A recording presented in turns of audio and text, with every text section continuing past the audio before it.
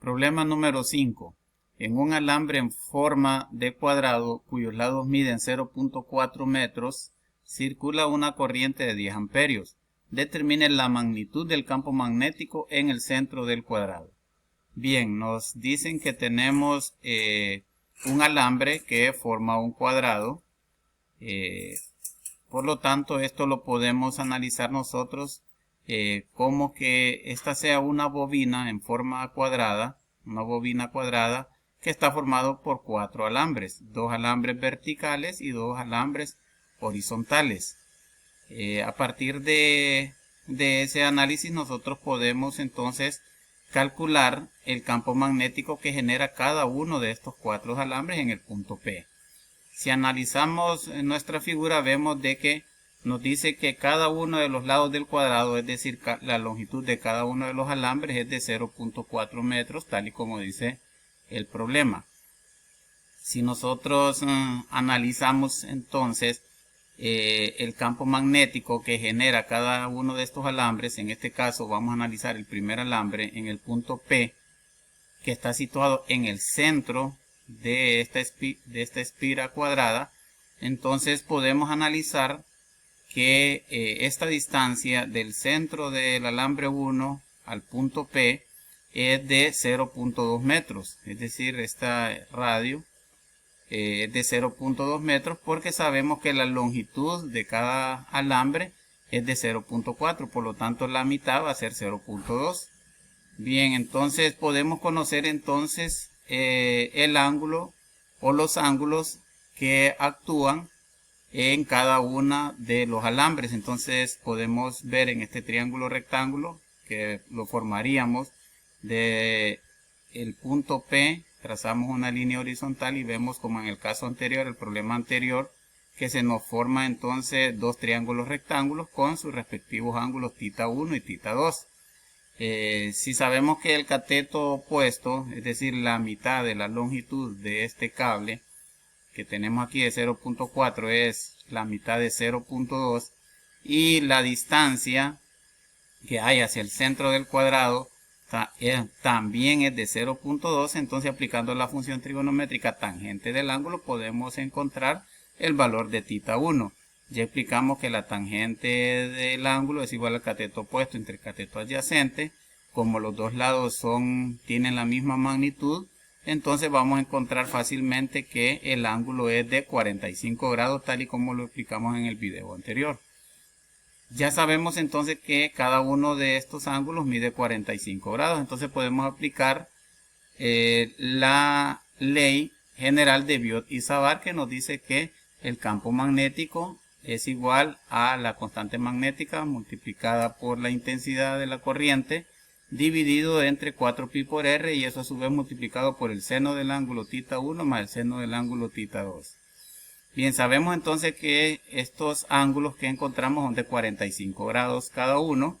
Sabemos que la longitud o este valor de r, que es la distancia desde el centro del cable al punto P, es un valor de L medios, es decir, la longitud del cable dividido entre 2, por eso decíamos que es de 0.2, también ahorita lo podemos expresar como L medios. Sabemos también que el seno de 45 es raíz de 2 sobre 2, entonces tendríamos aquí raíz de 2 sobre 2 más raíz de 2 sobre 2, y este 2 que está dividiendo aquí se cancela, porque 4 entre 2 nos da 2, por lo tanto el campo magnético generado por este primer alambre, por eso le vamos a llamar campo magnético 1, porque lo está generando el primer alambre, el alambre número 1, entonces es igual a mu sub 0 por I dividido entre 2pi L. 2pi L porque recuerden que dividimos este 4 entre 2 que está acá de denominador, entonces nos queda 2pi L. Sabemos también de que la suma de estos dos valores nos va a dar 2 raíz de 2 sobre 2. Entonces podemos cancelar el 2 del denominador con este 2 que está multiplicando y nos va a quedar solamente raíz de 2. Por lo tanto, el campo magnético generado por el cable número 1 es igual a mu sub 0 por I dividido entre 2pi por L multiplicado por la raíz cuadrada de 2, que es lo que tenemos aquí. Con esta expresión o con esta fórmula estamos calculando entonces el campo magnético generado por el primer alambre. A partir de este dato tenemos que hacer un análisis. Tenemos que aplicar la regla de la mano derecha, perdón, para conocer entonces la dirección del campo magnético en el punto P.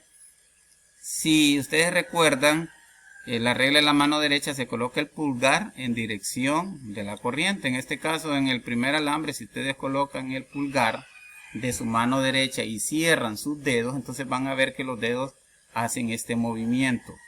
Entonces vamos a decir entonces que tenemos un campo magnético que está entrando a esta región del punto P, o a toda esta región de esta espira en forma cuadrada. Luego aplicamos la regla de la mano derecha para el cable número 2 y también podemos ver, si apuntamos nuestro pulgar en esta dirección y cerramos nuestros dedos, vemos que también los dedos cierran hacia acá, hacia adentro de esta espira circular, es decir, en el punto P. Lo mismo pasa para el cable número 3 y lo mismo pasa para el cable número 4 si ustedes aplican la regla de la mano derecha. Por lo tanto, los 4 campos magnéticos generados por los 4 alambres están entrando en el punto P, y cuando todos los vectores tienen la misma dirección, entonces los vamos a tener que sumar.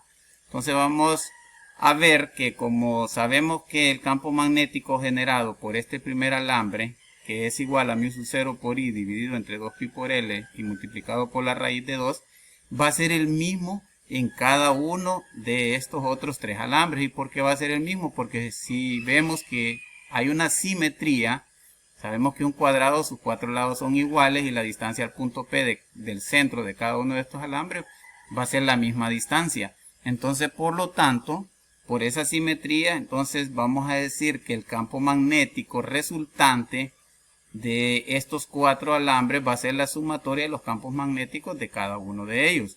Entonces, esta expresión nos quedaría ya que el campo magnético resultante es igual a 4, porque son 4 alambres, por μ0 por I, dividido entre 2πL, multiplicado por la raíz de 2.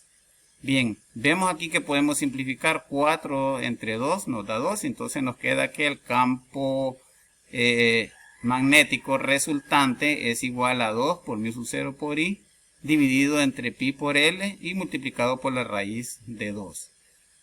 Si agregamos valores a esta fórmula, entonces podemos ver de que tenemos entonces 2 multiplicado por la constante magnética, que es 4pi por 10 a la menos 7. No voy a escribir unidades porque no tengo mucho espacio ya en la diapositiva.